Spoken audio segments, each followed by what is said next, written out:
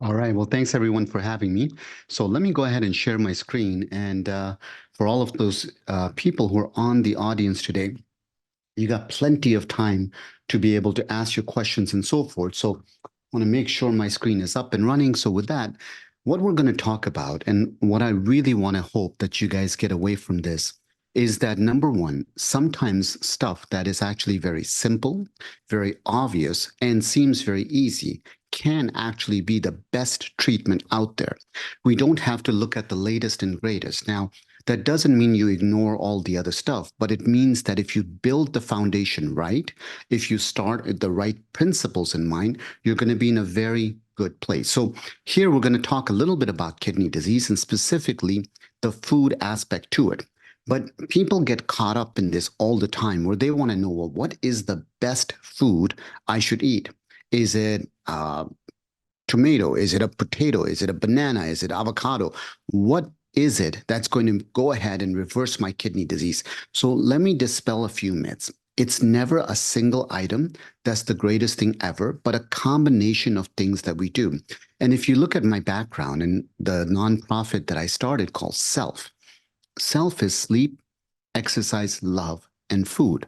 So, sleep being the idea that if you don't get enough sleep, specifically less than 7 hours of sleep a night, what you'll end up finding is that not only is there more inflammation in the body, your appetite tends to go up. In fact, there were very good studies that were done looking at sleeping less than 6 hours and how you craved salt, sugar, and fat the next day. And the reason we talk about 7 hours is because most people don't get quality sleep. So when they sleep, they're tossing and turning. So 7 hours is really like 6 hours of good sleep. And then we get to exercise. And the concept is very simple.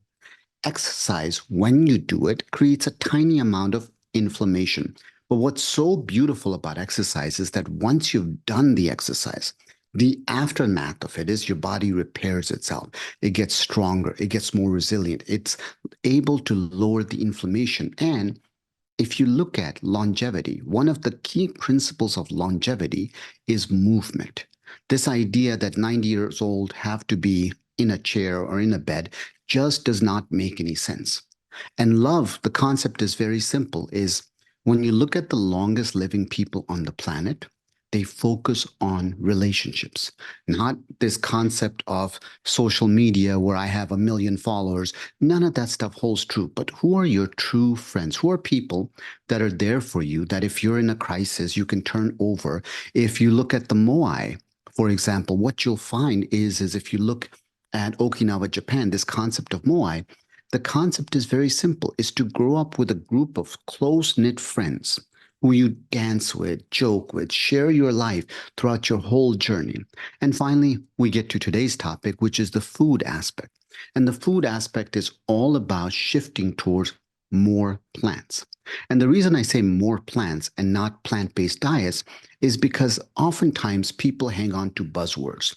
And what I want you to know is that in life, you can always be a little bit better than you were yesterday. So if you are 80%, if you are 90%, or if you're 100% plant-based diet, you are doing awesome and you should pat yourself on the back. But the concept here is that you're on this journey to getting better. Perfection does not exist. 100% in anything really doesn't exist. But what you want to do is you want to open your arms and welcome people so that they feel like they're part of this movement, they're part of this journey, where you're not only making your health better, you're becoming a role model for the people around you, you're helping out the environment, you're ending the suffering of animals. All of those things are being done, but we don't want to discourage you if you haven't crossed all the way over. We want to encourage you to take those first and crucial steps. So let's go into a few things. I don't have any disclosures. The only thing I have is a nonprofit you should know about, but I love quotes. And this is my favorite quote, which is let food be thy medicine and medicine be thy food. I know everybody's heard it, but hearing it and understanding it and living it are so different because if you try to make this truly a part of your life, where you say on self, food is very important. And I want to understand the power of food. You know, one of the running jokes that I have at the place I work is I've shifted people away from saying food is medicine to saying food is culture because there are so many memories and identities tied to who we are based around the dinner table. If you look at the specific foods in each of the cultures, they're beautiful. And some are healthy and some certainly are not healthy. I was born in Pakistan. There's a lot of foods that we eat that are terrible for you, absolutely terrible for you. And now diabetes is waging its ugly head, and obesity and hypertension diseases we didn't deal with are all there. But food as culture is a really important concept because when patients come to me, I want to make sure that I'm respectful to who they are. I'm respectful to their values. And I'm not just creating something that may work excellent for me, but goes against their own identity, goes against their own beliefs, goes against who they are. And that's where food is medicine. And more importantly, food is culture is really important to understand. So now, let's start talking a little bit about kidney disease. And you'll have plenty of time to ask me any questions. But in terms of kidney disease, what's so important to understand is that the first thing you got to know is there are no symptoms to kidney disease. I have seen patients walk in who needed emergency dialysis, and their only symptom was, Doc, I feel a little bit tired. Literally, that was the only symptom they came in was they had a little tiny bit of fatigue. And yet their labs looked like it was a critical emergency. If I didn't do dialysis on them right away, they would have died. And so these numbers, like 9 out of 10 people aren't aware that they have kidney disease, is absolutely true because even at later stages, there are no symptoms. But predominantly at early stages, definitely no symptoms. And this is why the only way to find out you have kidney disease is through a blood test. And when you talk about this disease, what's interesting is, and this is not a knock on my colleagues who are doing other specialties, but there's so much attention that gets paid to cardiovascular disease, to dementia, to cancer, different types, and rightfully so. But there's also a desperate need for attention to be paid to kidney disease, specifically because there are about 37 million. Take that in for a second. 37 million Americans who have kidney disease right now. And what's even more startling is that almost a million of those have kidney failure. And so as we go into all of these statistics, what we find is that the most common causes of kidney disease happen to be diabetes, happen to be high blood pressure, and happen to be obesity. So 1 in 3 diabetic adults have kidney disease, 1 in 5 hypertensive adults have kidney disease. That's why your blood pressure, your blood sugars are so critical. So when you talk about all of these things, it turns out the biggest cause of chronic kidney disease is diabetes, then it's blood pressure, and then, of course, overlying both of those things is obesity. Autoimmune conditions and all the other things that we spend so much time about, they're there, but they're a much smaller portion. The biggest things, if you talk about the 37 million Americans out there who are suffering from this condition and what could make such a massive impact, is controlling diabetes and is controlling blood pressure. And together with those two, the underlying condition is weight. So if you learn nothing from this talk, remember, diabetes, blood pressure, and weight are your 3 most important variables that are under your control that you can manage on your own. And we talk about different ethnic groups, and we know that kidney disease, unfortunately, affects different people differently. So when we talk about Black Americans, they are 4 times more likely to have kidney failure than Caucasians.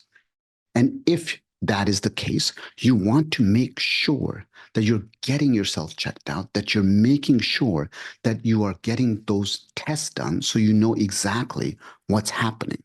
And then, in terms of the last thing, is really, I can't stress this enough.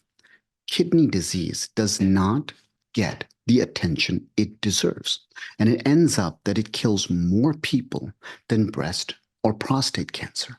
And this is why it's such a big deal. I think there was a hand up. I believe it was Olga had her hand up. Olga, go ahead and ask your question if you'd like to ask a question. Otherwise, we'll keep going. All right, I will keep going unless the question gets asked. So let's come back to this. Now, what is it that I want to make sure that you guys walk away with today? So, what I'm hoping is that you understand from a food perspective, how are these main items in foods, the salt, the potassium, the calcium, the phosphorus, the magnesium, the protein, fats, fibers, and of course, sugar and sugar like sweeteners. What is the most important take home when it comes to food? Now, even though I'm talking about these items individually, and it's important to talk to them individually and not as foods, I want you to understand that the principles of this are going to dictate the type of diet that you end up having. So my hope here is that you will take this and you will be able to apply this directly to how you eat. So for I'm on the West Coast. It's 12:17 in my local time.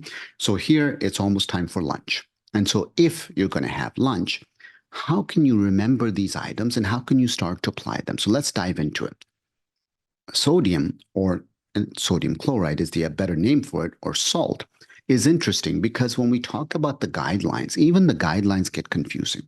All I want you to take home from this is very simple. I want you to make sure that you get less than 2 grams, just less than 2 grams of sodium per day. So I want you to look at the label and focus on 2 grams. Don't worry about the 2.4 versus the 2 gram difference. That creates more confusion than you need to understand. Just focus on the number 2.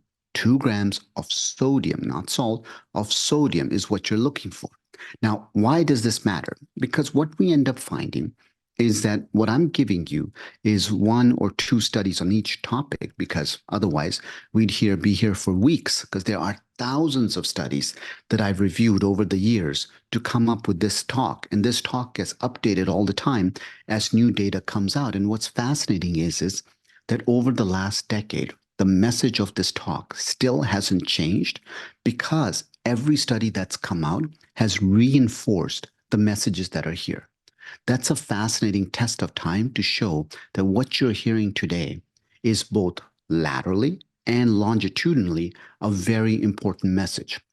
So, when we talk about salt restriction, or specifically we get into sodium restriction, what we're talking about is remember the goal is to get less than 2 grams. And if you start to restrict your sodium, you will find that your blood pressure goes down. In fact, a low sodium diet can be equivalent to taking one blood pressure pill.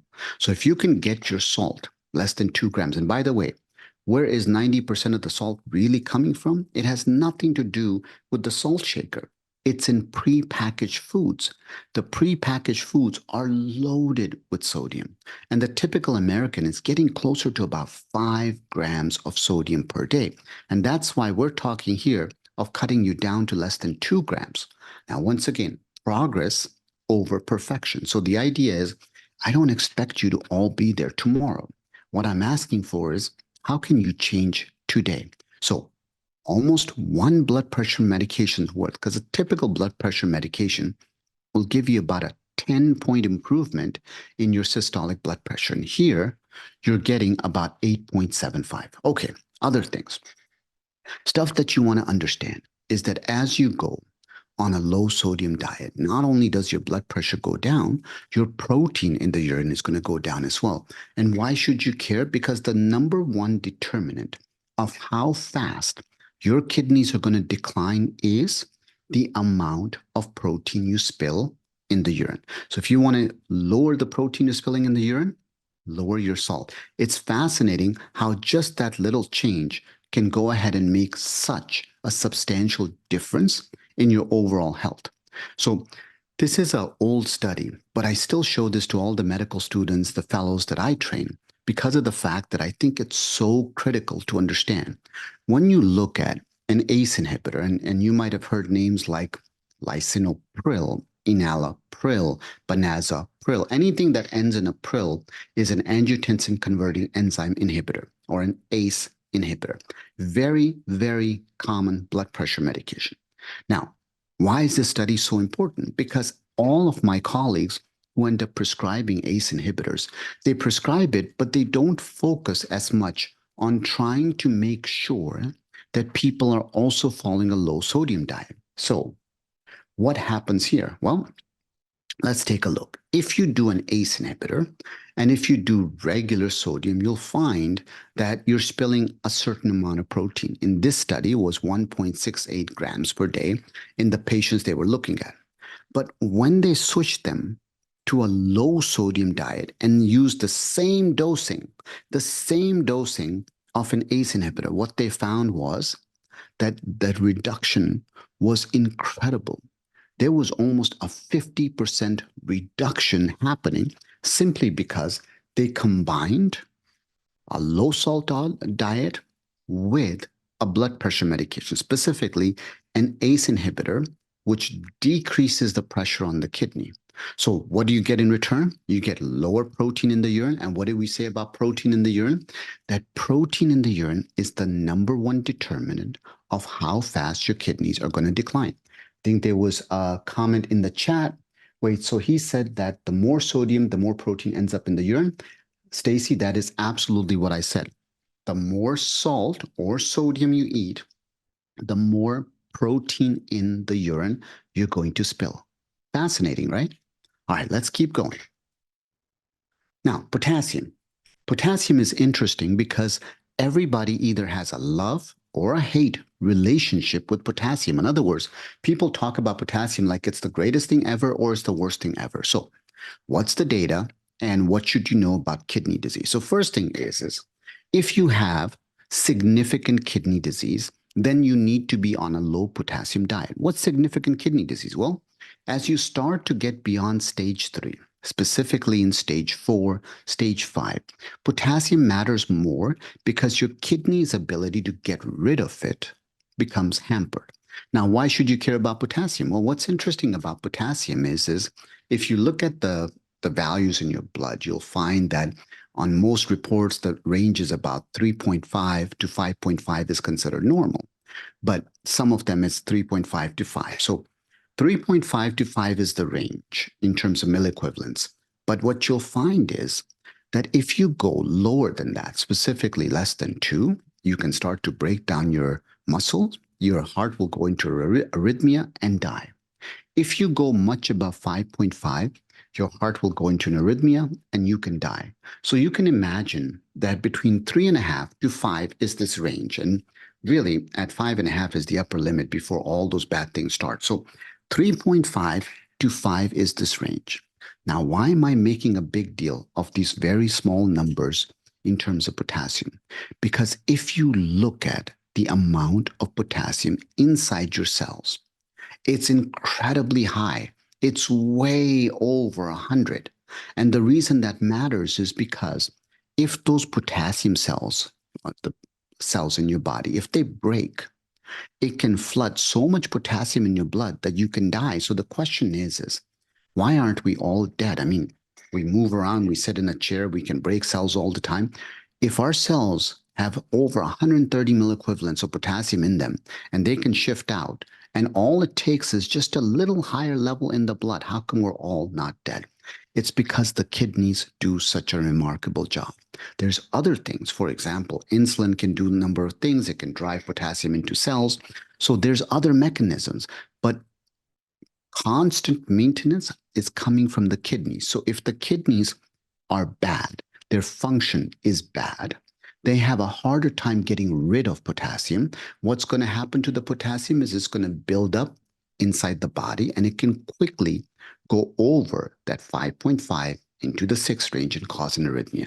So potassium is very critical to understand. So what about people who are not yet at advanced kidney disease? Well, what happens is if you increase the potassium in your diet, tomatoes, potatoes, avocados, melons, pretty much every plant out there is an excellent source of potassium. What you find is that you will see improvements in blood pressure, almost half or equivalent to like taking half the dose of a blood pressure pill.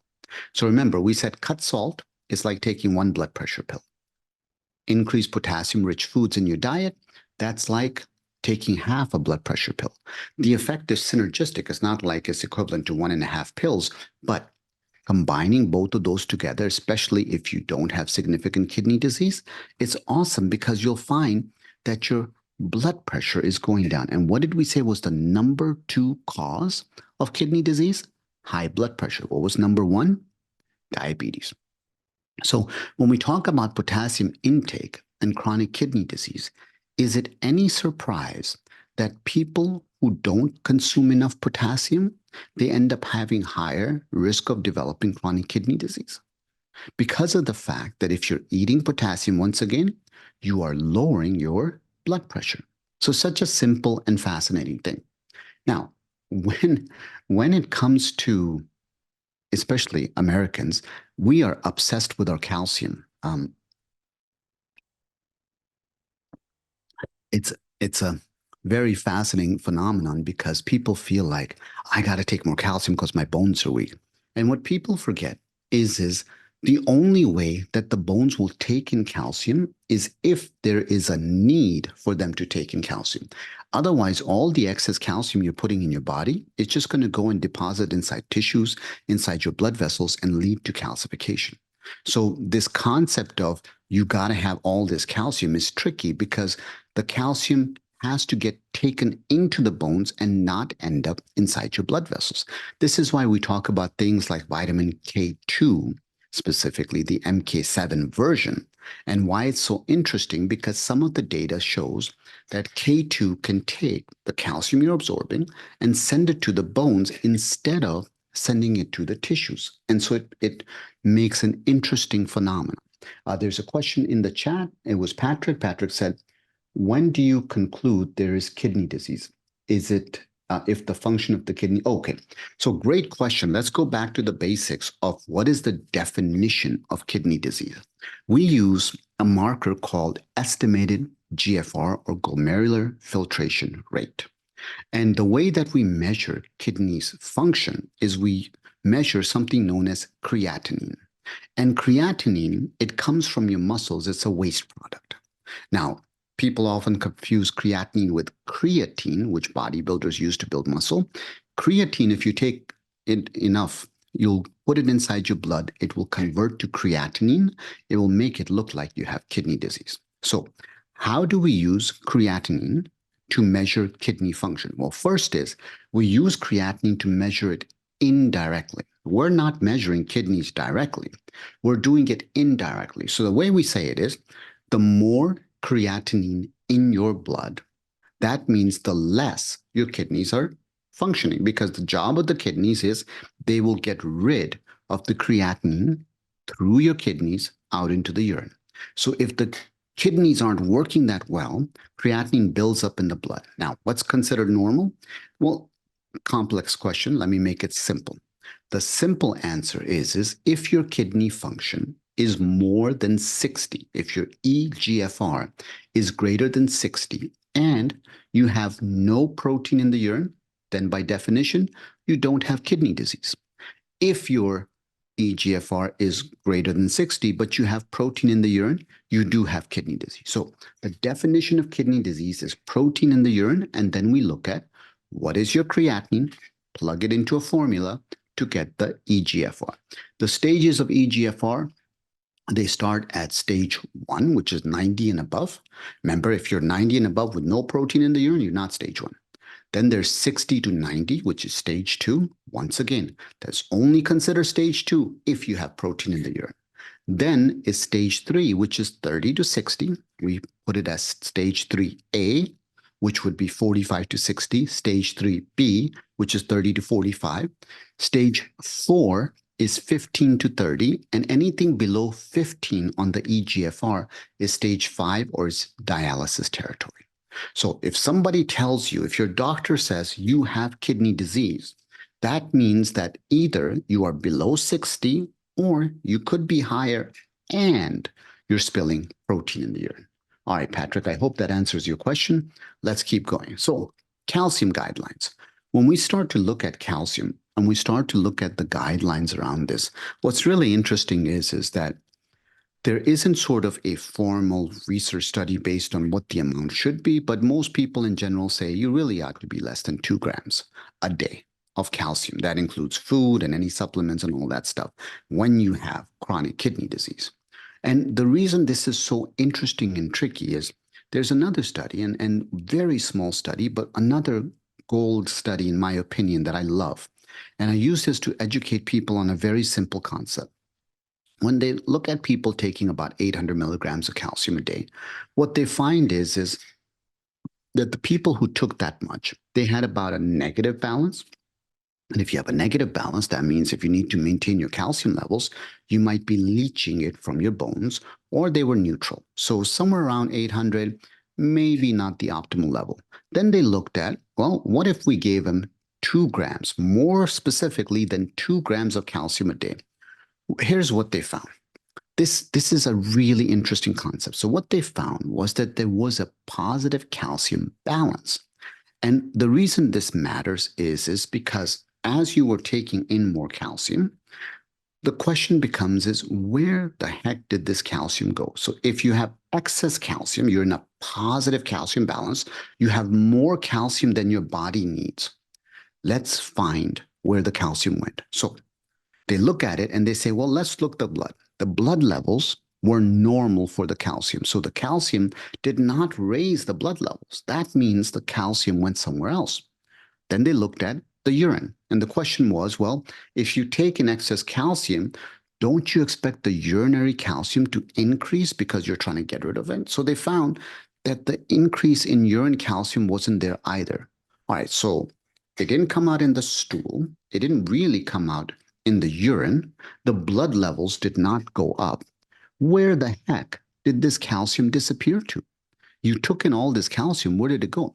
It turns out that that calcium is ending up in your tissues. And this is why it matters so much, because as it goes in the tissues, it's going to cause calcifications. It hardens your blood vessels. It's going to go there, and it's going to make it so that once those blood vessels are hardened, your risk of having a heart attack, a stroke, gets dramatically worse. All right. Then we get into phosphorus. And phosphorus, by the way, is everywhere. You know, what's interesting about everything that we're talking about today is too little of any one of these items will kill you. Too little of salt, too little of potassium, too little of calcium, or too little of phosphorus will kill you. And yet, too much will do the same. And this is why life is so beautiful, because there's this sweet spot. There's a balance. And just like in your own life, you want to be able to find a balance in your relationships, in your exercise, in all of the things that you're doing is you don't need to go to the extreme. There is a sweet spot where moderation actually becomes quite interesting. Now, phosphorus is interesting because when we talk about phosphorus, the concept here is you really want to be less than a gram or less than 1,000 milligrams per day of phosphorus. And this becomes really important because, once again, there's conflicts over who says this, but what you want to take away from this is aim for less than 1,000. Okay. Why does this matter? Because when we start to look at phosphorus and the risk of death, it's pretty interesting that as you start to get more phosphorus present in the body, you do a number of things. And those things are that you start to affect lots of different parts of the body. You start to affect your parathyroid gland. And this thing starts to get larger and larger because the parathyroid is going to focus on telling the kidneys to get rid of phosphorus. And you'll see that your PTH hormone is climbing. But what does PTH or parathyroid hormone do? It breaks down the bones as well. It's telling the kidneys to get rid of the phosphorus, but it's also breaking down the bones. So not necessarily the best thing. And you'll see that phosphorus has so many impacts. It has impacts on the para, which means next to the thyroid. Actually has nothing to do with the thyroid gland. It just means it's next to the thyroid. So that's parathyroid. It's also going to end up affecting bone health.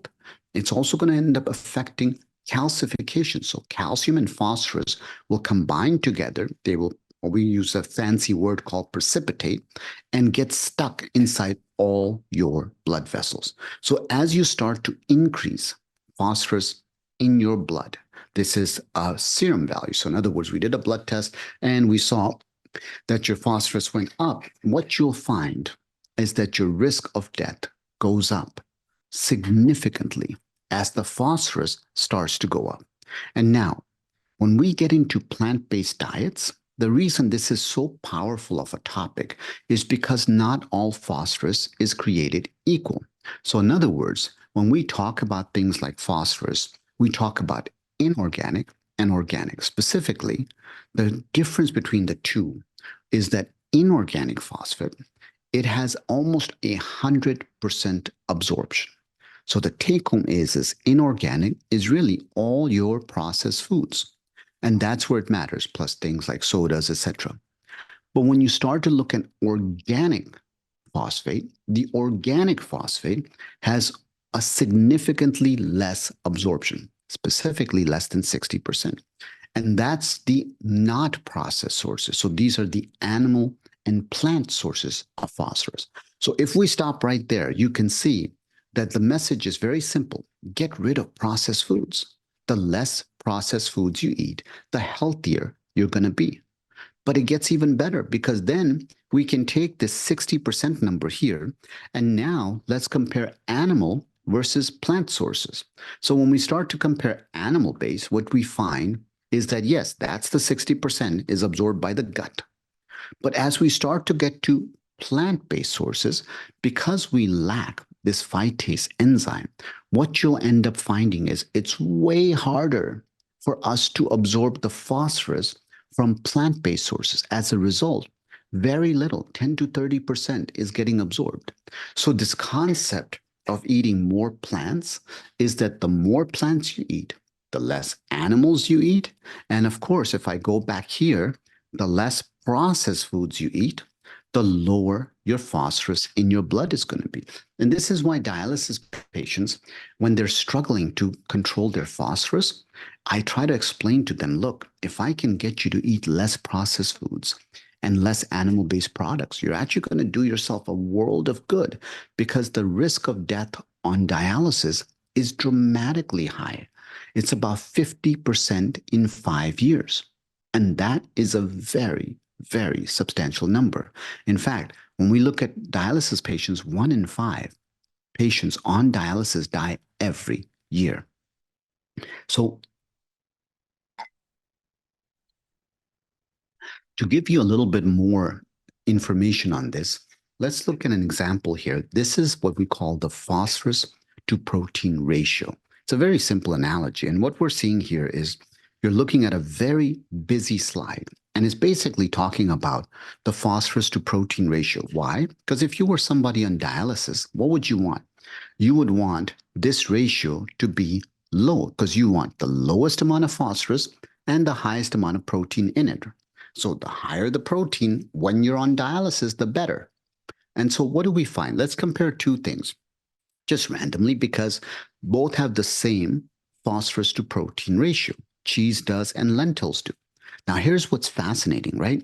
If you look at both of these guys, cheese, which has a phosphorus to protein ratio of 20, has 131 milligrams of phosphorus. Your absorption in it is significant. Whether it's 60% or higher, you're going to absorb most of this. But when you start to look at lentils, what's fascinating about lentils is look at how little the absorption is. So even though lentils may have a little bit more phosphorus in them, what you'll find is your absorption. The only thing that matters is how much you absorb. So you'll find that your absorption of phosphorus is significantly less. Now, magnesium. It's a funny thing that we don't focus enough on the power of magnesium, but magnesium is a fascinating, fascinating phenomenon because of the fact that what we end up finding with magnesium is that few things. First is when we look at blood pressure, magnesium is fascinating because it can lower your blood pressure.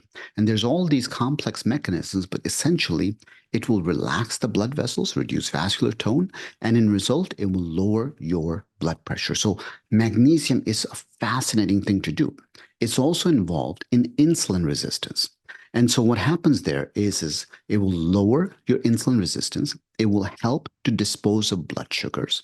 And if you talk about the flexibility of blood vessels, what you'll find is that ensures that the endothelial lining of your blood vessels is able to flex and expand and flex and expand. And as a result, it's basically helping with inflammation. It's lowering the risk of stuff that's going to cause blood clots. And overall, it's preventing a number of very substantial complications. And so when we talk about recommended intake, there's a lot of information there, but it's basically the take home message really is for adults, it's between 310 milligrams or so, goes all the way up to about 420 milligrams. Don't need to remember any of that. What you do want to remember is that there are some really good sources of magnesium. For example, pumpkin seeds, chia seeds, which are excellent in fiber, nuts, which are awesome anyways, but nuts also are a great source of magnesium. Spinach is a great source, beans, soy products. And so you can see that you got all of these options. And I just picked these because these just give you some ideas on what you can start doing right away. Now, let's shift gear and talk about what America is obsessed with. And what America is obsessed with is protein. In fact, everybody talks about the idea that we need to eat more protein. In fact, if you heard me just now, you would have also heard that I've been talking about eat more protein in dialysis patients. But what about chronic kidney disease?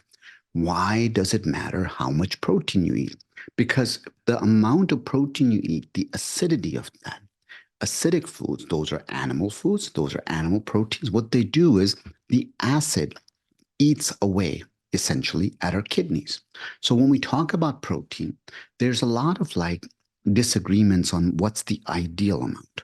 But essentially the concept is somewhere between 0.6 to 0.8 grams per kilogram per day.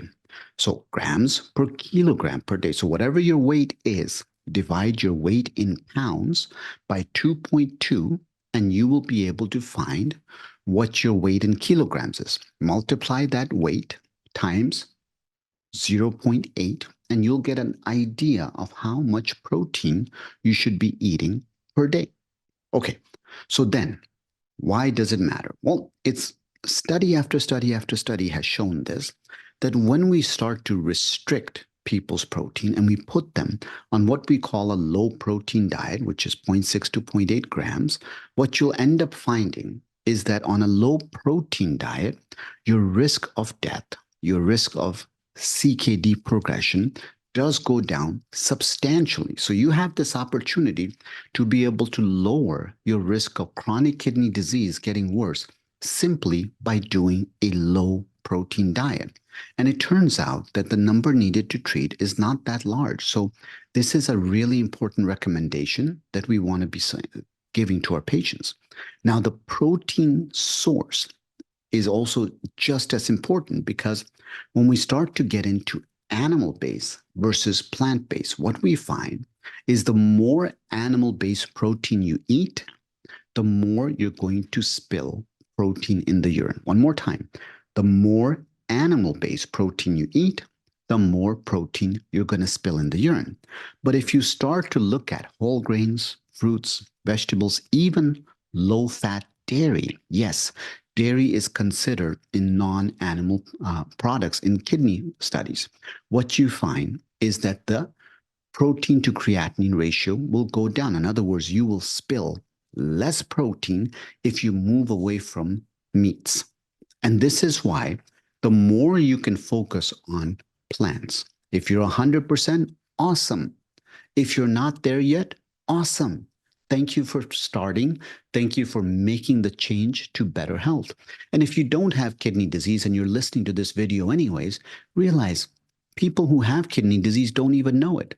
So you may have it, you don't know it, and you still want to do these things, because in general, everything that I'm talking about is what the longest living people on the planet already do. They don't eat a ton of protein like we do in the Western world.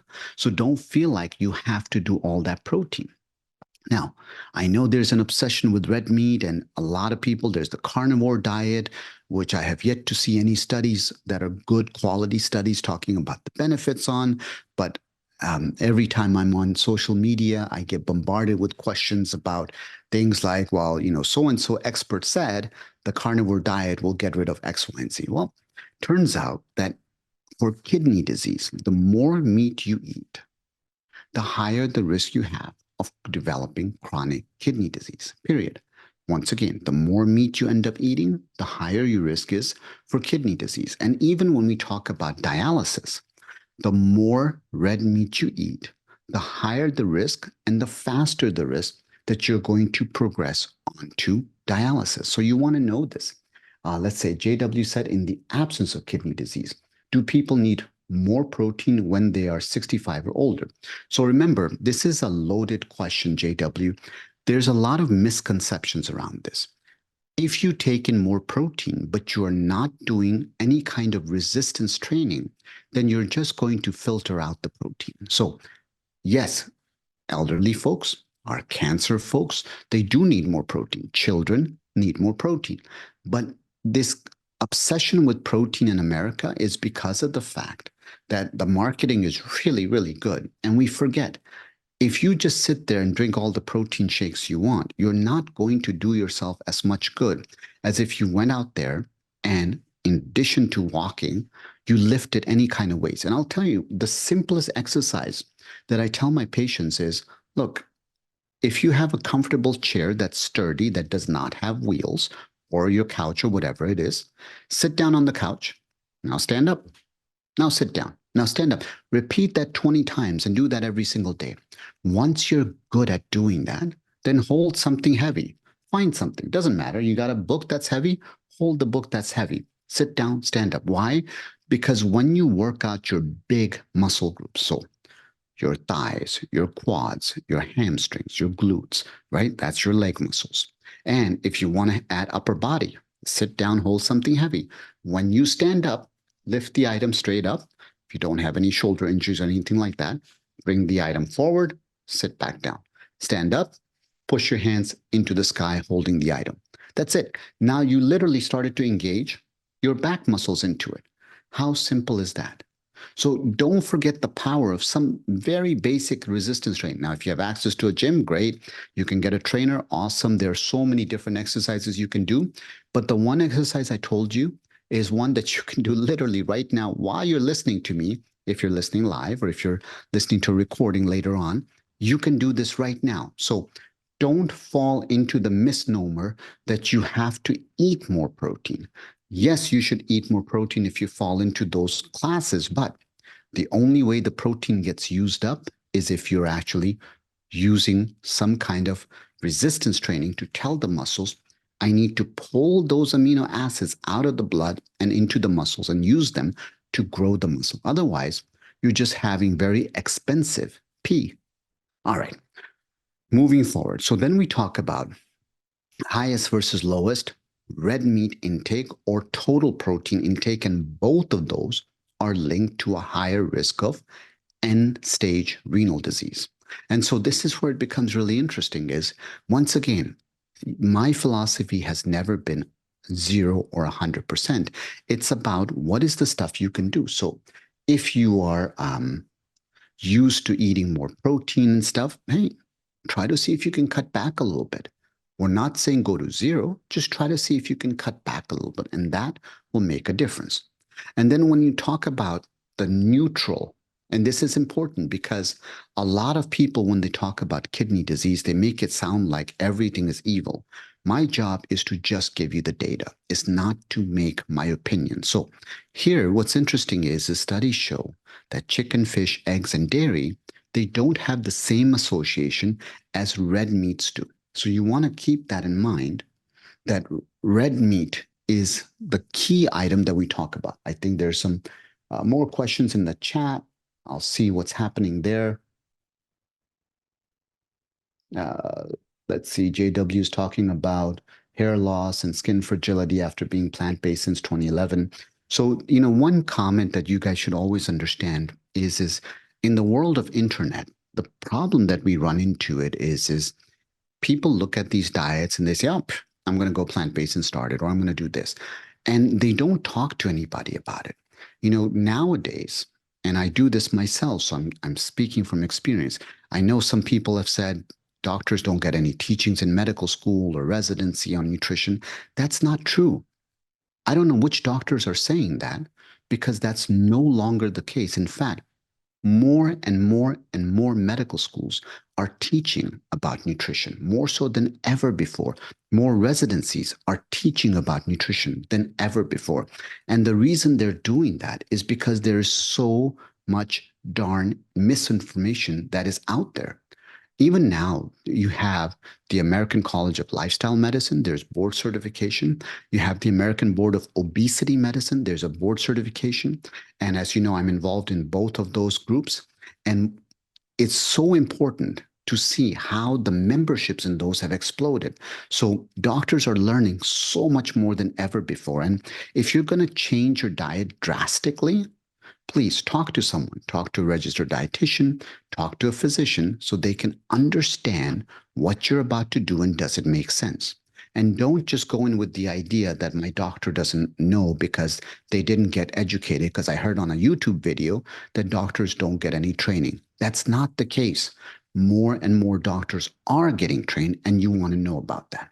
Okay, this was a very interesting study because what they did in this one was they actually used a not just low protein diet, but they used a very low protein diet. So they went all the way down to 0.3 grams per kilogram per day.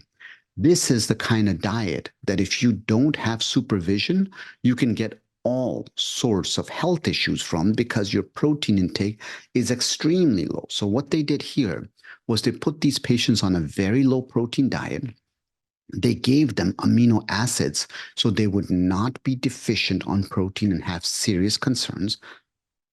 And the protein they used was plant-based. And the question that they were asking was, what number of people ended up either on dialysis or had a 50% drop in their GFR or kidney function? So what they found was that when they looked at the both arms, the low protein diet versus the very low protein diet, the very low protein diet had about 13% of the people reach the endpoint, meaning 13% of them either went on dialysis or lost 50% of the kidney function, versus 42% of the people in the low protein diet ended up. Remember, this is low protein diet. This isn't even regular protein diet. So being able to lower your protein under supervision is actually very interesting and very important to understand and to follow. And on this one, the number needed to treat times 1 year was only 4.4 patients. So if you treated 4 to 5 patients, that's all you needed to treat to get this result. That's a fascinating outcome. And when we start to talk about why protein matters so much, is there's this concept of uremic toxins. These are toxins that the bacteria in your gut is going to produce. And what you find is that as you start to have worsening kidney function, you also start to see that you have accumulation of these toxins inside your blood. They affect the brain, the heart, every organ in your body. So what ends up happening is these same toxins do so much damage to not only the cells of the kidney, so there's the glomerulus, there's the tubules, but they also damage so many parts of your body. And so what we find is that there's this concept of having a healthy gut or having the right type of bacteria. So when I put on my obesity medicine hat, there's fascinating studies that are done in animals. In some mice studies, what they found was they took the fecal material out of skinny mice and they put it inside obese mice. Now, remember, these mice, unfortunately, they're in cages. They're eating the same type of food. They have the same environment, and it's a terrible environment. But what they found was that the skinny mice, if they put the fecal material in obese mice, the obese mice lost weight. And if they took the fecal material and they put it inside from obese mice into skinny mice, the skinny mice gained weight, even though they didn't change their chow, they didn't change their environment, they didn't change the times they slept or how much exercise they did. So the bacteria in your gut matters. And so what we find is the more animal foods you're used to eating, the type of bacteria you have is going to end up creating more toxins versus the more plants you eat. Once again, you don't have to be a purist, don't have to be 100%, but the more plants you eat, the less uremic toxins you're going to end up doing. And this is why it matters. So as you lower the amount of animal foods you're eating, you will find that it's a fascinating phenomenon that you have less toxins that are occurring. Soy is one of those things that it's gotten such a bad reputation over the years, but it's a fascinating thing that in kidney disease, one of the best proteins you can have is soy protein. I'll tell you, my kids, they drink unsweetened soy milk from Costco.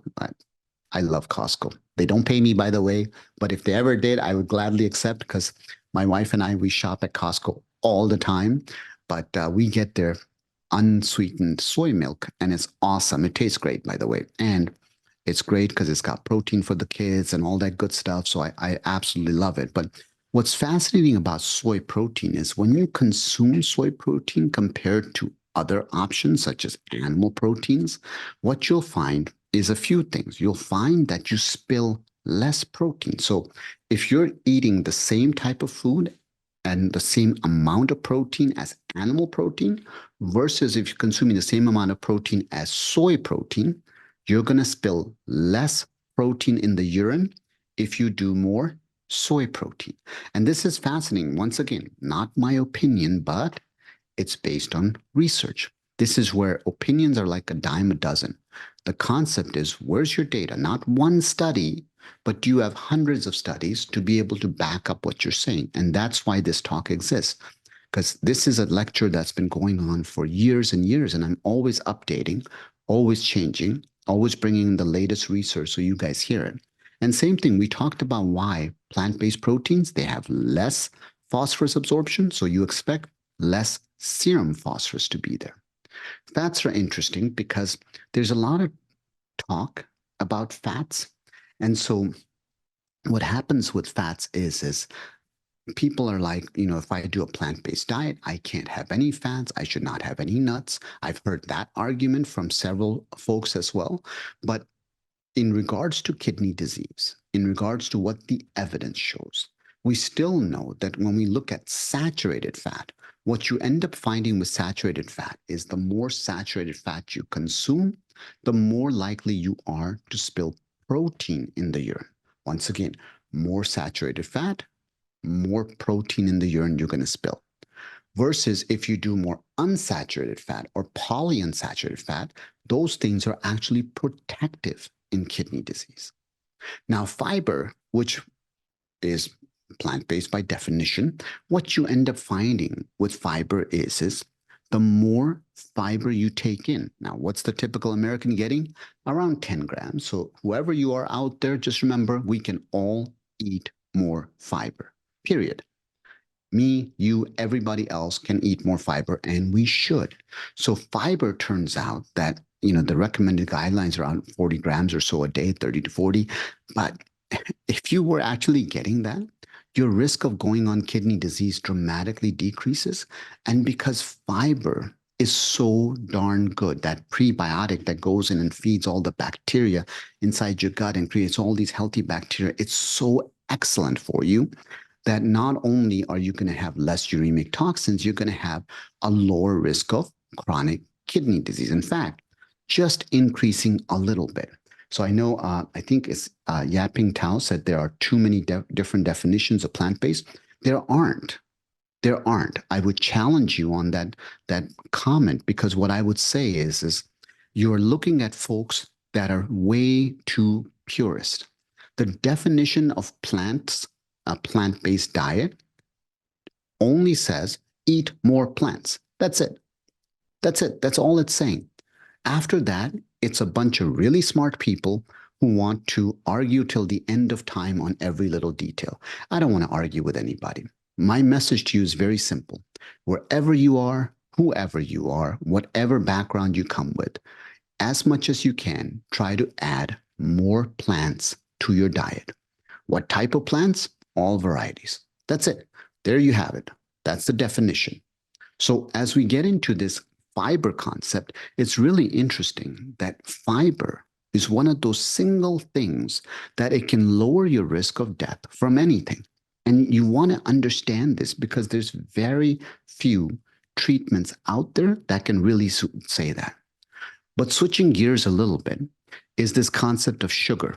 Everybody understands that sugar is bad for you. So you know that as you eat more sugar, in diabetics, the risk of spilling protein in the urine goes up significantly. In pre-diabetics, it goes up significantly. And as you start to think about chronic kidney disease, what you find is that if you're eating more sugar per day, and what's sugar? Processed foods. And what's processed foods really high in? Phosphorus that has almost 100% absorption. So the more sugar you eat, the more likely you are to develop kidney disease. And so this is where people are like, well, that's okay. I don't have to worry because all I do is eat Splenda, or better yet, in the plant-based community, a lot of people are, I eat stevia because it's natural. So Splenda, stevia, monk fruit, erythritol, aspartame, NutraSweet, xylitol, all of those things. Why do we get concerned about those things? Because what happens is, and this is now my obesity hat, is when you look at Splenda, stevias, etc., these guys are 200 to 600 times sweeter than sugar.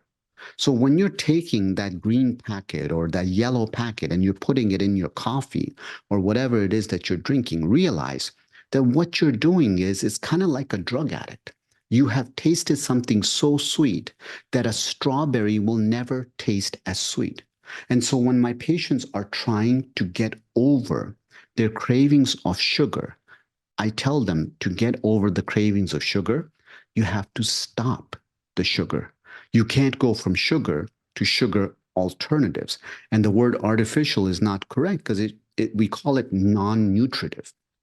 So non-nutritive sugars, meaning they don't really have a nutritional value. But what you find is that as you consume more artificial sweetened stuff, your appetite goes up, insulin resistance goes up, weight goes up.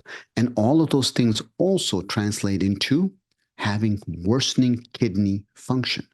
The best substitute for sugar, unfortunately, is no sugar. So this is why if you're talking about, oh, I switched over to diet soda and so forth, it's not like diet soda is better. In fact, diet soda is terrible. The best alternative to soda is water. And if you've heard my talks on my YouTube channel, youtube.com/self-principle, you know the data on coffee is very strong. 2 to 3 cups is the max. Above that, you don't get any benefit. And decaf and caffeinated are the same. You just want to make sure that the way they do the decaf is done correctly so that the processing isn't introducing all sorts of chemicals into it. Now, here comes the diet. So this is where I think some of the questions on the chat were very interesting because somebody said, look, there's all sorts of confusion over a plant-based diet. So what we find is, in general, the more plants you eat, the lower the incidence. But here's the problem. There is a healthy plant-based diet, and then there's an unhealthy plant-based diet. So an unhealthy plant-based diet is very simple. It's all the stuff that you get in a package that says it's plant-based. It's highly processed foods. It's those quote unquote alternative burgers that you can have. And I've been talking about those for a long time. And I know people are like, oh, but it's so much better. It's not so much better. It's incredibly highly processed. And what we find is the more processed foods, even if they're non-animal products that you end up eating, the more likely you are to develop chronic kidney disease. And this is why when people say, I'm following a plant-based diet, that doesn't mean anything to me. The question is, are you trying to eat more whole foods in your diet? Are you trying to move more? Are you trying to sleep more? Are you trying to stress less? Are you practicing gratitude and kindness? Or are you just trying to say, I'm just doing a trend? A trend is what people tend to get on and say, I'm doing a plant-based diet. That's not what we're after. We're trying to make you healthy. And that's the only goal. So things like juices, refined grains, sweets, desserts are all the things that fall under a unhealthy plant-based diet, even if it's plant-based. So don't let that throw you off. Don't let the term plant-based be your North Star. And so this is why all we talk about is the idea that wherever you are, you can eat more whole foods. That's all. That's all the bottom line that we're trying to say here. And so this is why, to the question that I saw in the chat earlier was, well, what's the bottom line? It's Michael Pollan's quote, eat food, not too much, mostly plants. That's it. Whether you want to be a purist beyond that or you want to do other things beyond that, more power to you. But my message to you is very, very simple, is try to eat more of whole grains, fruits, vegetables, legumes, nuts, and eat less of salt, refined grains, lower your protein, right? Don't eat too much protein, reduce the red and processed meats, reduce the sugar sweetened foods and beverages and the non-nutritive sweeteners, and that's it. So with that, I want to save the rest of the time for any questions you guys might have. And with that, let me stop sharing and I will go back and look at the chat and start answering the questions. And you guys can tell me if you're going to raise your hand and answer or however you guys want to do it. So I'll go back and look at the chat and see where I left off. So, all right. So as Dr. suggested, now we're going to begin the Q&A session of the presentation. If you'd like to ask the doctor a question, you can go ahead and raise your hand in Zoom.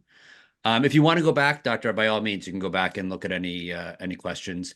For those who don't know how to raise your hand in Zoom, we have put the directions in the chat itself, so you can go check out there, and then you can ask the doctor yourself, or the doctor wants to look at the chat, so you can also throw it in there, I guess. And looks like Alejandro in the chat had said that they're a CrossFit athlete. So remember, what we're talking about here is specifically having to do with people's risk for developing kidney disease. If you're healthy otherwise and you're doing great, the same concepts that apply around salt, around sugar sweetened beverages, all of those are going to apply to you. And if you're doing intense exercise, remember your protein requirements will be higher. The protein requirements are specific to people who have underlying kidney disease. So I want to make that point clear so we're not walking away from here saying that that's a difference. Now, just so you know, if you look at, once again, the longest living people on the planet, they don't eat as much protein as the typical American does. Great. And I think somebody had raised their yeah, hand. I mean, I can go ahead. I just wasn't sure if you were looking back at any of these. No, go for it. I can go back and forth with you, whatever works best. So how does your, so before we throw it out to the audience, I'm going to ask some questions as well. So how does your approach to kidney health differ from conventional medical wisdom? It's an interesting thing. If you had asked me the same question 10 years ago, I would have said we're polar opposites. And the reason for that is this concept of plants as the foundation of kidney disease was unheard of. In fact, there was so much fear about if you put somebody on a plant-based diet, their potassium would go up, they would have an arrhythmia, and they would die. And over time, there's been so many studies that have come out validating this concept that if you start to look at the latest guidelines that are coming around nephrology, which is the study of kidneys, you will see the national guidelines now talk specifically about a plant-based diet. So plant-based diet is now becoming the mainstream. Now, the work of guys like myself isn't done yet because now we're facing a brand new storm, which is this unhealthy plant-based diet that people are doing. So they think, oh, yeah, I heard about plant-based diet. It's in the National Kidney Foundation guidelines and so forth. But they're starting to use lots of processed food. So the concept, once again, it started with the idea of eating more whole foods, meeting people where they're at, not judging or criticizing people, realizing that people are individual, and this idea of progress and not perfection. I would say that's where the cusp of my foundation lies. Now, that may be similar or different from what people are saying, but I do think that there's something beautiful to be said about valuing people where they're at, respecting people where they're at, and realizing We're all on this journey, but our journey is very unique to who we are. So, what are your thoughts on potassium chloride as a substitute for sodium chloride or table salt? Yeah. You know, there's a lot of times that people have to take potassium chloride. For example, they're on diuretics and so forth, so they'll end up doing that. And that's okay because if we can't raise their potassium naturally, we have to use that. This, and when it comes to kidney patients taking potassium chloride as supplements, or some of the alternatives salt products that are Mhm. on the market, they may have more potassium along with herbs and spices. You just want to make sure that you're checking your potassium levels. Remember, low potassium will kill you, high potassium will kill you. You want to be in the middle. There's a sweet spot in the middle, and it's very important that we find that sweet spot for people. And what are your thoughts on fasting and or intermittent You know, fasting for kidney health? I have spoken a lot about fasting because fasting is this beautiful phenomenon. So let me tell you something that fasting is not. Fasting is not miraculous. That's number one. But on the other hand, there are so many benefits. There's so many different types of fasting. There's the intermittent fasting type where you can do the 5 and 2, fast for 2 days, eat one day, fast for 2 days, etc. You can do it that way. You can do alternate day fasting, or the one that I actually have my patients do who are non-diabetics is what we call time restricted eating. The concept there is that when you eat close to dinner, your cravings for salt, sugar, and fat go up the next day. So in order to help people build that discipline, what we start is we tell patients is first have a fixed sleep schedule. So let's say I go to bed every night at 10 o'clock. I actually go to bed at 9, but let's say you go to bed at 10 and you wake up at 6, right? So you're still getting the minimum of 7 hours of sleep, the minimum. And so in this case, it's 8. And then we'll say, stop eating 4 hours before dinner time. As long as, once again, you're not an insulin dependent diabetic, you don't have any contraindications, you're not pregnant, anything else. That does several things. For weight loss, fasting versus reducing your calories is the same. But what slowing down eating 4 hours before does is it reduces your cravings the next day. That's important. It gives you deep, restful sleep, which is actually very cool because by not putting food in your stomach, when you put food in your stomach, blood is going towards your stomach. It's trying to digest all night long. To get that deeper, restful sleep, you don't want to eat right before dinner. And of course, if you have heartburn or anything like that, all that's going to be worse because food's going to be coming up. So time restricted eating can have tremendous benefits for lowering inflammation, for helping you achieve better sleep. Now, there's a lot of people who say, yeah, but I do my eating window later in the evening. The data shows you get better results if you do your eating window when the sun is up and you do your fasting window when the sun is down. So fasting is awesome. Once again, just because a little bit is good, I know there's a lot of people who talk about, I'm just going to eat one meal a day. And so OMAD is a very popular phenomenon. But what the data shows, not internet opinion, what the data shows is that it's easy to get micronutrient deficiencies. There's something beautiful about being able to tap into the wide variety of colors, the colors of the rainbow, eating all the different types of fruits, all the different types of vegetables. Those things matter a lot more. So just because something is good at this much doesn't mean it's going to be great at this much. And you recommend 4 hour, like stopping eating 4 hours prior to sleeping? No, the data shows that your eating window, the optimal eating window, is between 6 to 10 hours. The reason we say 4 hours as a starting point is because you're getting so much more benefits than just fasting. What you're doing is getting better sleep. You're helping to control your appetite the next day. That's why 4 hours before dinner is a starting point. If you want to then shift into, because let's say you are sleeping 8 hours, you add on the 4 hour window, now you got 12 hours of fasting. So, according to the data, 6 to 10 hours of eating, which means 14 hours to 18 hours of fasting is where you're trying to get to. So, you're at 12 hours.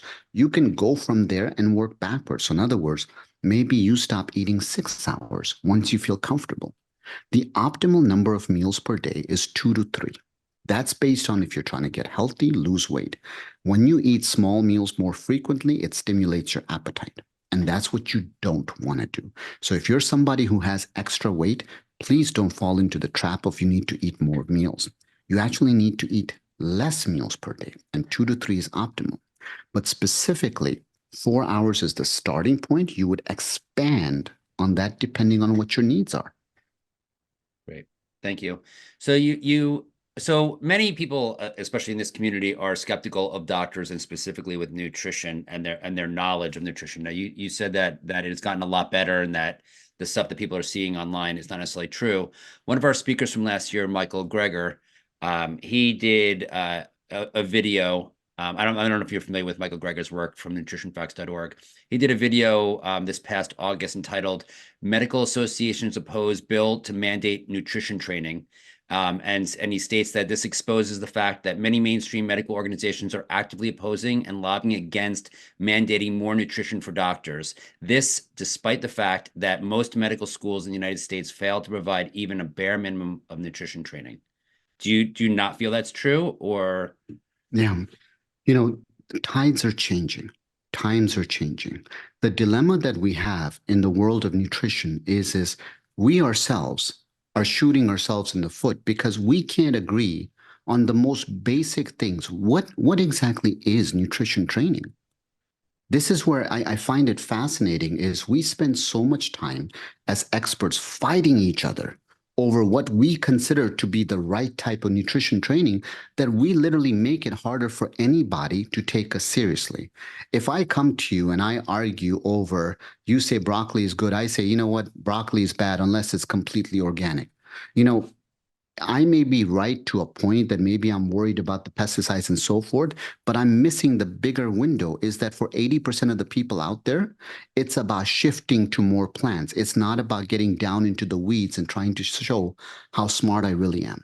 So part of my job is to teach at a medical school, and I give lectures regularly, and it's part of their curriculum at the medical school that I'm involved in to make sure that they're learning the fundamentals of nutrition. That's very important. And we start that entire series by saying we are diet agnostic. Diet is a crazy 4 letter word that if you remove the T from diet is die. And I'm not trying to tell people how to die and then add a T. I'm trying to tell people how to live. If you want to be part of the solution, then the question is not to criticize the system, is to say is what are we going to do to get in the system? How are we going to change it within? How are we going to make the new generation of doctors aware? And the way we're going to do it is we're going to build bridges. We're going to get into lectures and make sure that we're making ourselves known. ACLM is working on that. American College of Lifestyle Medicine is getting involved with so many medical schools out there. There's incredible, incredible amounts of work being done. And I think we also need to stop and praise the people that are doing the work. It's important to point out the flaws. It's also important to say there's a lot of people out there who are fighting and they need help and they need support and they need to know that we are all behind them. And the doctors of tomorrow, the ones that are coming out now, they're open, they're hungry, they want to learn this stuff. This is why there's stuff. But I can tell you in the plant-based community, how many of us disagree with each other where we can't get a simple message out that is consistent amongst all of us? That's where ACLM comes in. That's why ACLM is such an important organization for us to have and for us to support. Thank you so much. So I'm going to have the audience ask a few questions. If we could throw it out to Carol C. Please state where you're from and ask your question. Hold on a second here. For some reason, the first person I always click on is impossible to unmute. Okay, moving to Kat Gray. And Carol, I'll try to come back to you after I've gone through everybody else and see if you can unmute yourself somehow. But anyway, Kat G, please state where you're from and ask your question. Hi, I'm from Virginia. And my question is, I've been on a plant-based diet for, over 10 years. And all my numbers, I just had my blood work done, all my numbers as far as the potassium, sodium, all those numbers are always perfect in the right ranges. But for some reason, the last few years, creatinine has been going up, 112, GFR is at 54. And I've been to quite a few doctors and therapists, and they can't they say your numbers are all good. They can't really give me a good indication of what's happening. I drink a lot of water. I don't know what else to do. Yeah, so a couple of things, Kat. First, thank you for the question. Two is, the advice I give is general advice because if I give personal advice, that's always a no-no. But when we have patients, and Kat, how old are you, if you don't mind me asking? 67, and Okay. I do work out a lot with Yeah, weights. sure. So a couple of things. One is when we look at eGFR, which is estimated GFR, that's how the number shows up in your blood test. And for everybody out there, the way that the formula works is as you get older, the number will start to make it so that your eGFR goes down. So if nothing else happens, remember, the moment we're born, this is a really sad way of saying it, but the moment we're born, our kidneys, they start to lose the kidney cells. And so as time goes on, you have about 1 million kidney cells in each kidney. They're only going to get worse. If you're expecting your kidney function to be like where you were 20 years old, it's not going to be like that. Unfortunately, it is going to go down every single year without anybody doing anything. A normal rate of decline is around 0.5 in terms of the GFR. So some people are closer to about 1. So 0.5 to 1 is like a normal rate of decline. And that happens to everybody, regardless of how good we are. We're all going to die. And so part of this is you can't expect the same number every year. Number two is there's a lot of things that can make the number look like it's worse. If you have more muscle mass, it will make the number look like it's worse. If you have extra weight, it will make the number look like it's worse. If you're on certain medications that are preventing the creatinine from being cleared, such as ACE inhibitors, ARBs, or what we call blood pressure medication, those can make the kidney number look worse. What we're looking for is, yes, the number will get worse over time. But number two is what are your risk factors? What's your blood pressure? What's your diabetes? What's your weight like? And how is that? And if you have a lot of muscle, realize that that does it. Also, if you go into a blood test and you just worked out, you have broken down some muscle, you have released the creatinine from the muscle, and it will make the blood test look like it's worse. So there's all these different things that we can do to get an accurate assessment. But what we're looking for is the trend over time. Is it a very slow trend or is it a very fast trend? And it's not a matter of, this kidney doctor is right or this kidney doctor is wrong. It's a matter of understanding over time, unfortunately, we're all going to see that those kidney numbers will get worse. That's the one guarantee we all have in life is we're going to get older. Cells are going to die. And unfortunately, that is going to translate into worsening blood tests. But the rate of decline is what we're looking at the most. Right. Oops. Okay. Thank you for that. All right. Next question is, Rocky, you need to unmute yourself. So if you can go ahead and unmute yourself, Rocky. Thank you. Rocky here in Texas. Question, is taking potassium citrate an okay form? Oh, yeah, absolutely. Yeah. So, oftentimes, like when we have people who have kidney stones, we might give them potassium citrate because the citrate will convert into bicarbonate in the body. We find that citrate is a little bit easier to handle than bicarbonate is.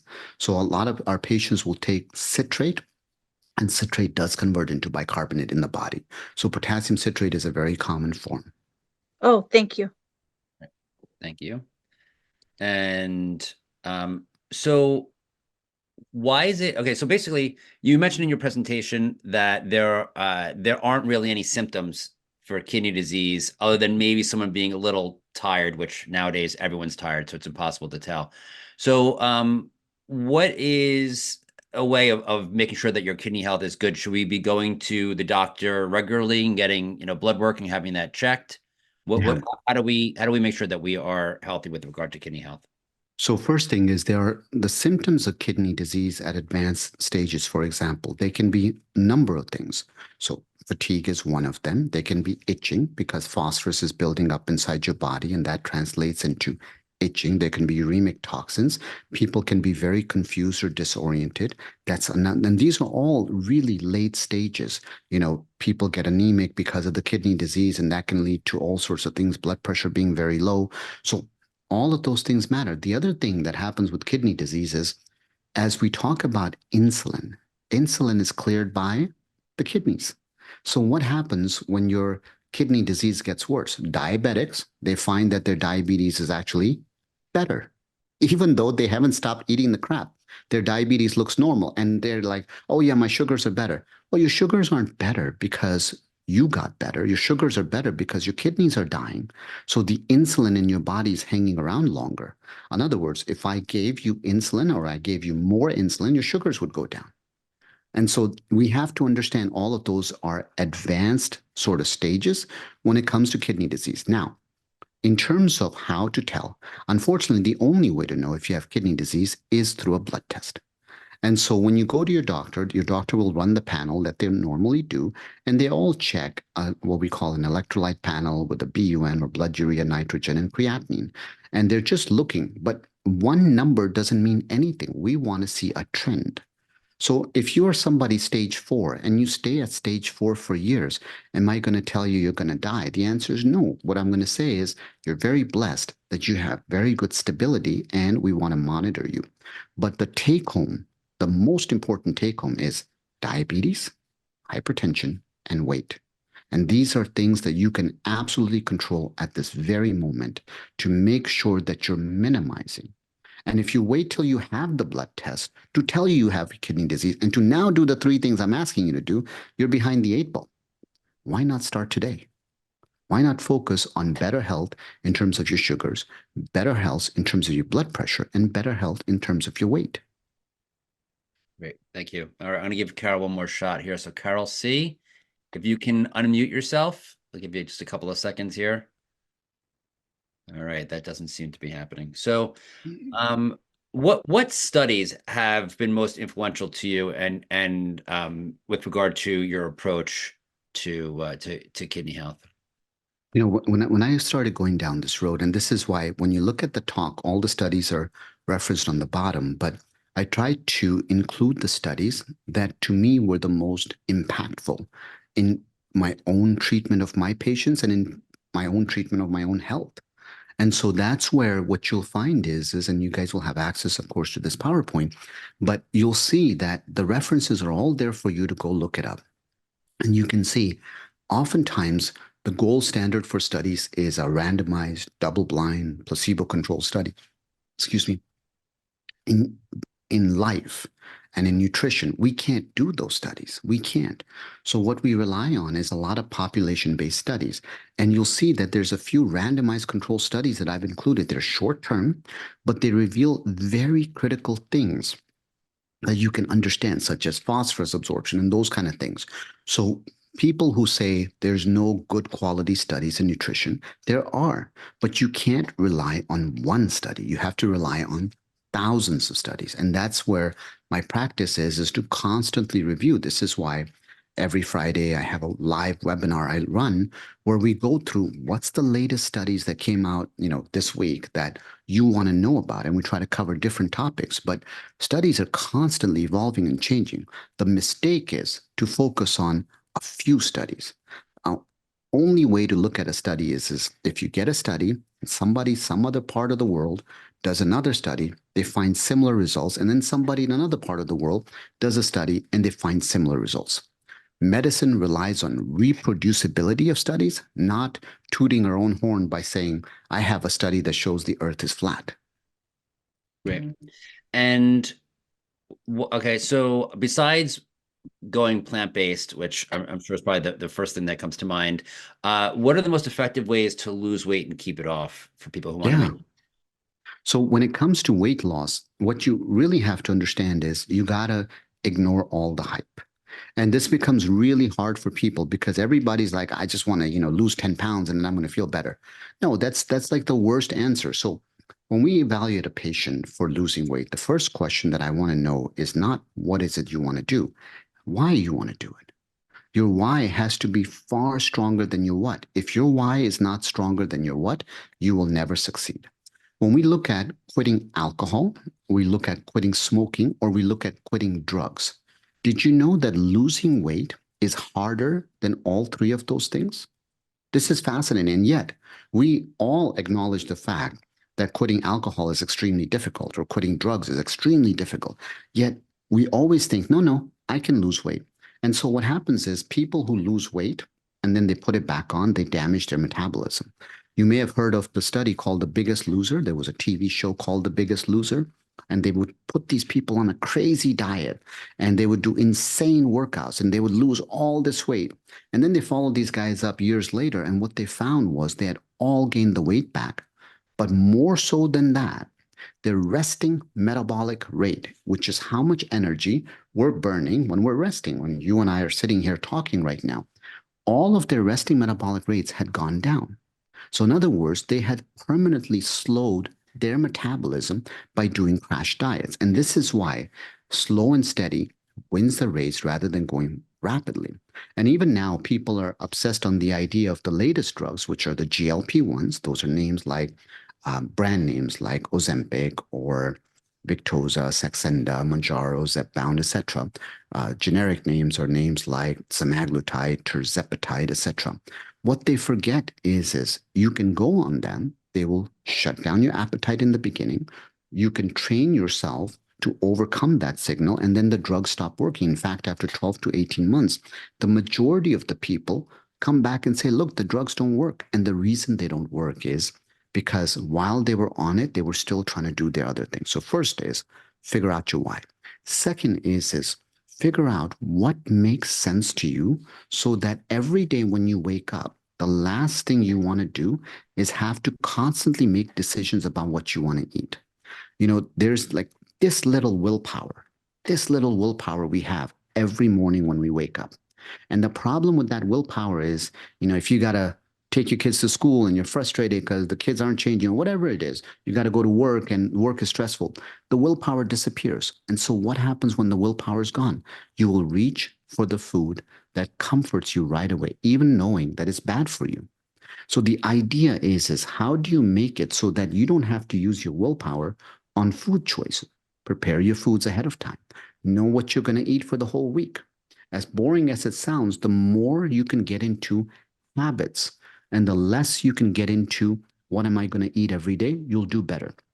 And so the second part of this is making sure that you go into the week prepared. People who, for example, have their meals delivered, if they can afford it, you know, they find that they get better results. It's not because there's anything magical.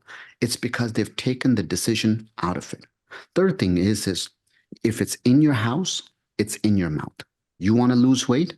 Don't keep the cookies, the crackers, the chips, all that stuff in the house. Because if it's in the house, your ability to be able to reach for it is very quick. Even if it means you have to go out to the store and buy it, that's an added layer of inconvenience. This is why the advice always is if you want to exercise in the morning, what do you do the night before? You literally put your shoes next to the bed, the clothes you're going to wear next to the bed. So you wake up and all you have to do is put those things on and go work out. Versus if you're trying to eat unhealthy foods, all you got to do is bring the junk food home, put it in the fridge and say you're not going to eat it. Some of my patients tell me, well, I get it for my kids. But why would you want to give it to your kids if you know it's unhealthy? And you know it's going to set them into a lifetime of issues because you're building really bad habits. Once again, in the house, in your mouth. Fasting is as effective as calorie cutting. So it's not like fasting is going to work better than that. But why do I recommend fasting? Because of the fact that it builds self-control. It builds healthy habits. It aligns your gut bacteria, makes it healthier, reduces the inflammation. All those things are going to pay dividends in the long run. So even though the studies show that cutting calories or fasting gives you the same results, fasting comes out of ahead because it builds habits. Same thing for things like breakfast, lunch, and dinner. Breakfast should be bigger, lunch should be smaller, dinner should be smallest. You want to have, when the sun is up, when your metabolism is the highest, you want to get your calories. But as the day is unwinding, as your body is unwinding, as your metabolism is slowing down towards the evening, reduce the size of your meals. Those are little simple things you can do. Exercise. The best time to exercise in terms of calories is around 2 p.m. But that's not what we tell our patients. We tell our patients the best time to exercise is first thing in the morning because what it does is you do something good for yourself, you set yourself up for success, you also create resiliency. You see, exercise, even though it creates a little bit of inflammation at the spot, in the long run, it helps you. And whenever you do something kind for yourself, you show love to yourself by exercising, for example, get all these beautiful endorphins, your mood gets better, you feel better. And the more you feel better, the more likely you are to make better choices in life. So that's why exercise becomes so critical. Sleep is that secret weapon that we keep forgetting. If you don't sleep, you can't lose weight. You got to be able to sleep. And then the most important thing of all of this is you got to surround yourself with good people. Get out of this idea that you have to be right and get into this idea that you have to be kind. Forget about being right. You know, I give these lectures all the time, and I'm always surprised that people are obsessed with one idea or fact, and they forget we're all going to die. We're all going to die. And the only legacy we leave behind is what did we do to help humanity get a little bit better? Did we criticize everybody, or did we turn around and hold people higher? Did we lift them up from the bottom? And if you focus on those things, they'll help. And if you need medications, you need bariatric surgery, any of that, we can help you. But the foundation is the most important piece to everything. Thank you. Now, you mentioned how the basal metabolism slows down when people lose weight drastically and then they put the weight back on.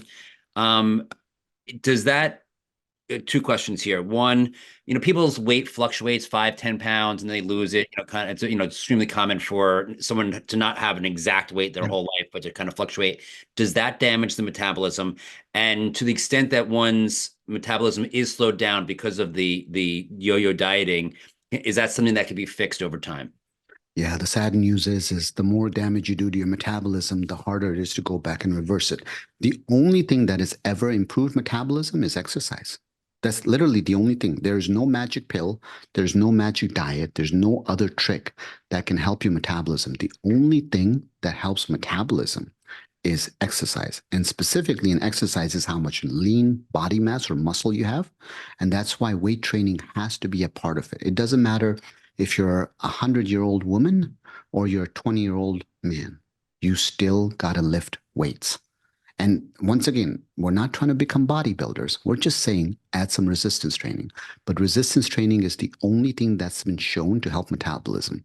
Don't buy into the hype of some crazy pill that somebody's peddling that's going to affect your metabolism. They don't. And weight loss medications, by the way, do not affect metabolism. All the weight loss medications on the market, they act on the brain level to suppress appetite, or in the case of GLP-1s, they reduce your appetite and they slow down food from leaving your stomach.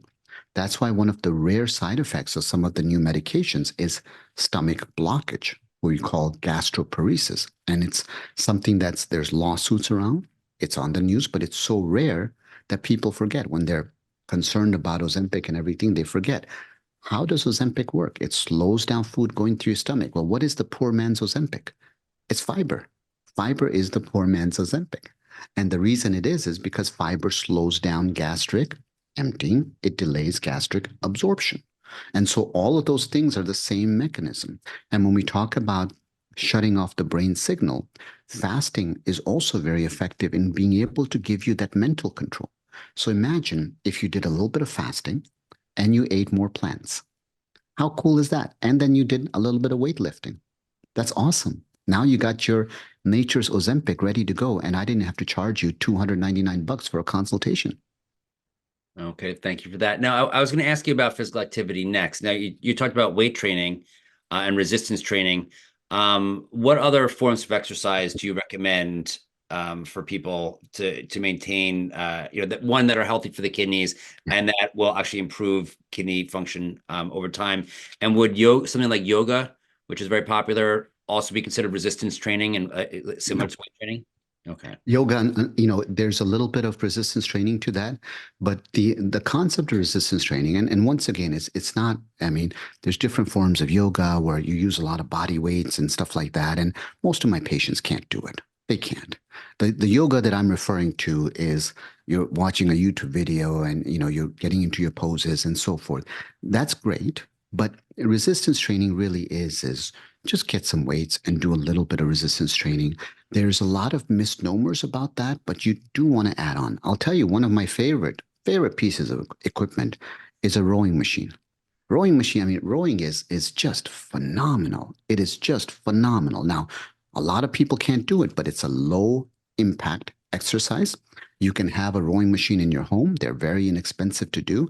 And the best part is you're getting resistance training and you're getting cardiovascular training at the same time.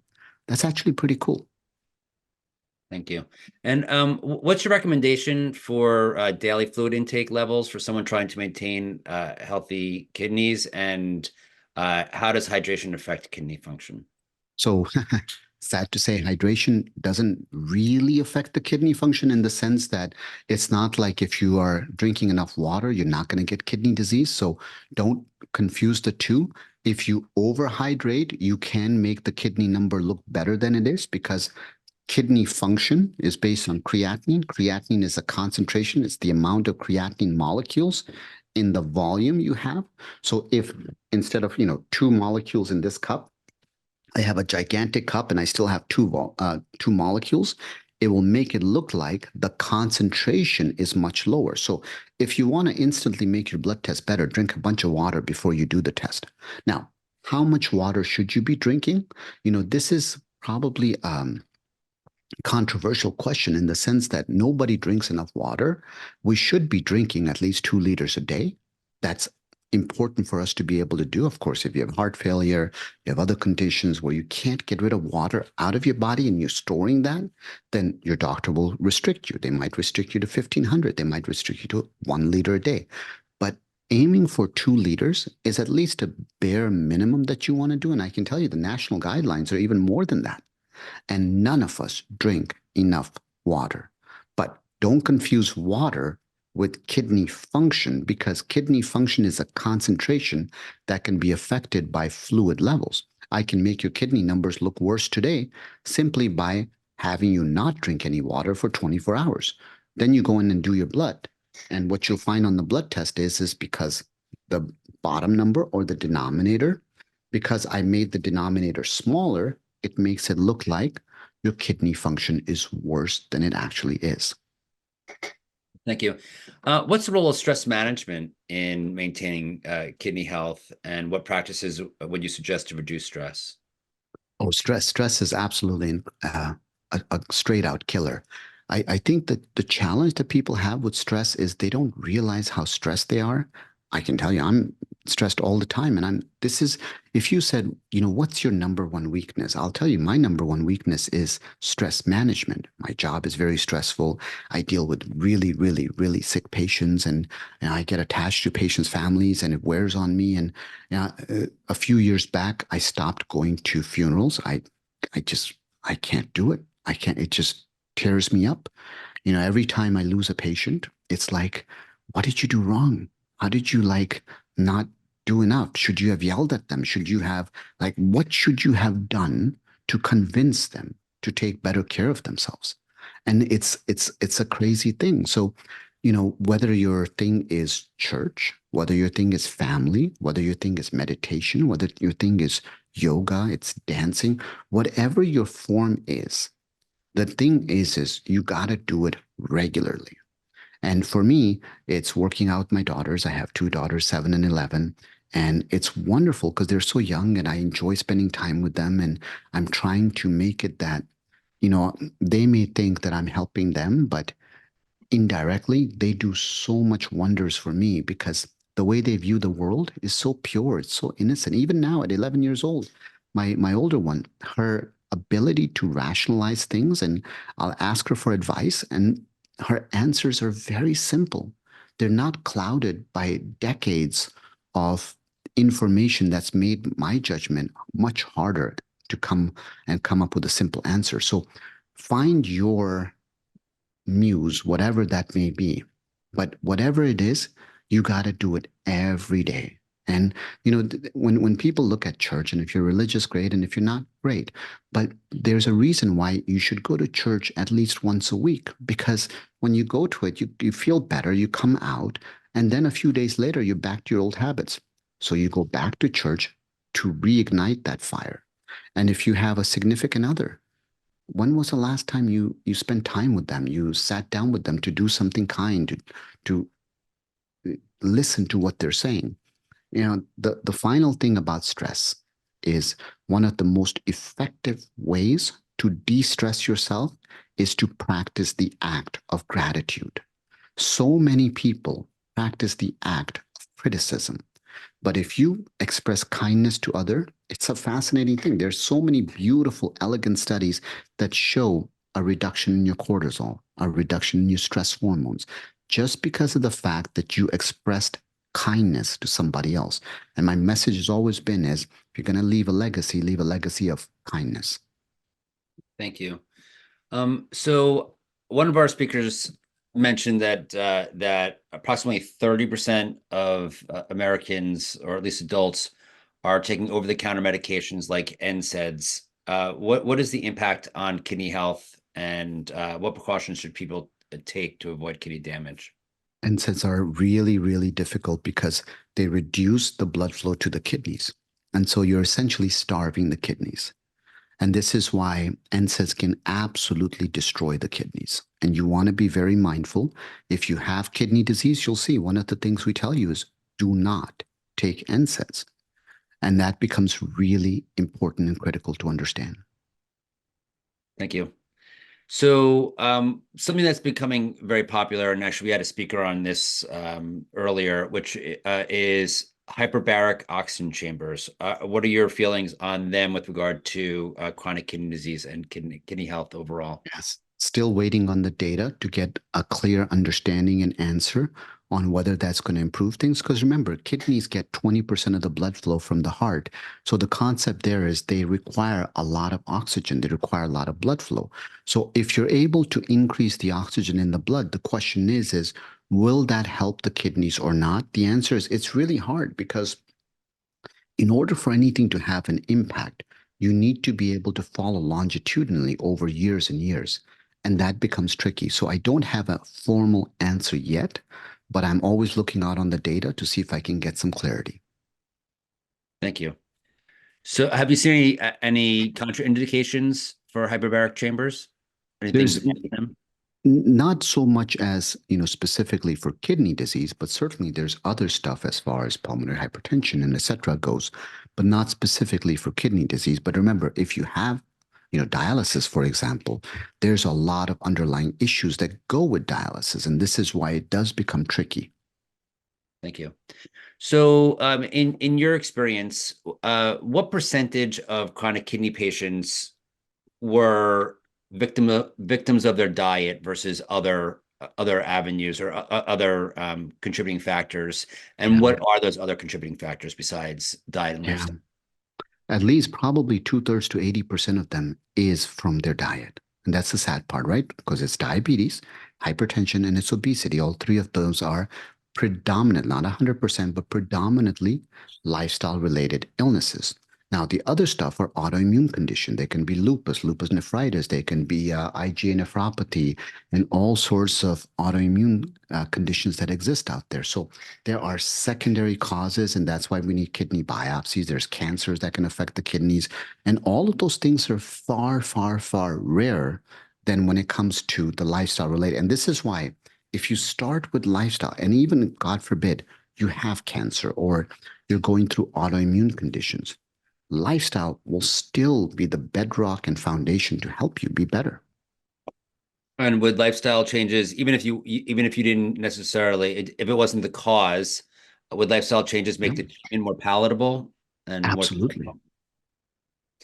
And okay, so what do you, or how do you address skepticism towards dietary interventions for kidney disease among your colleagues and your patients? I have to tell you, once again, my colleagues are converts now. This is not like, 23 years ago when I first came into this profession, and I was one of the few docs that I knew of talking about nutrition. 2 decades later, there are so many people around me that are talking about this. And, it's not like I get to say, I told you so, but secretly inside, I'm smiling a bit to see how many people ask me questions about diet. And when you look at American Journal of Kidney Disease, AJKD, and you look at all of these journals that are coming out, C. Jason and others, there's so many clinical trials that are happening on nutrition in kidney disease. It's a fascinating phenomenon where now plant-based diets are no longer like this isolated thing, but they're part of the mainstream recommendations. They're in the clinical guidelines. Thank That you. says a lot.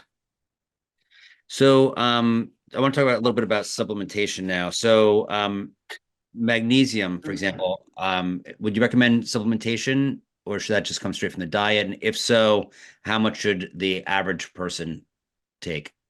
It's very difficult to tell. Range-wise. Yeah, because of the fact that we need to know what your mag levels are, because magnesium can cause GI upset. It can cause diarrhea. And as you know, if you're on prescription medications and you're taking magnesium, the challenge you have is anytime you have diarrhea, you may decrease the therapeutic levels of your other prescriptions. So that's number one. Number two is magnesium has 10 different forms. And so knowing what type you need also matters a lot. For example, for me, I take magnesium glycinate. I have migraines. And as a result of it, magnesium glycinate, the good thing is it's got good bioavailability. It can help to relax you. So I take it in the evening where it gives you more fuller, deeper sleep. There's some thought that magnesium threonate, for example, may be very good at crossing the blood-brain barrier, but its concentration is low. And so from that perspective, you have to take a lot of pills to make it work. Magnesium citrate, a lot of people will see that they'll end up taking magnesium citrate because of constipation, because it can clear them up. So first is there's all these different types of magnesium that have different roles. You want to understand that. Number two is it's very easy to be able to supplement, but the question is do you need to supplement? Now, a lot of people supplement just because of the fact that they find that it may help. For me, for migraines, we know there's very 10, there's very good data on riboflavin, there's very good data on magnesium in terms of helping, but they don't cure migraines. They can reduce the severity and the frequency of migraines, and you have to understand that, and that's why I use those things. Great, thank you. All right, and let's see here. I have so all right, so would those be the supplements that you would recommend, and vitamin D? So in terms of, for most people out there, vitamin D is a fairly benign supplement. It can be helpful, specifically with vitamin K2, so that the calcium you absorb from the gut, that's going into your bones and not ending up in your tissues. So D3 matters.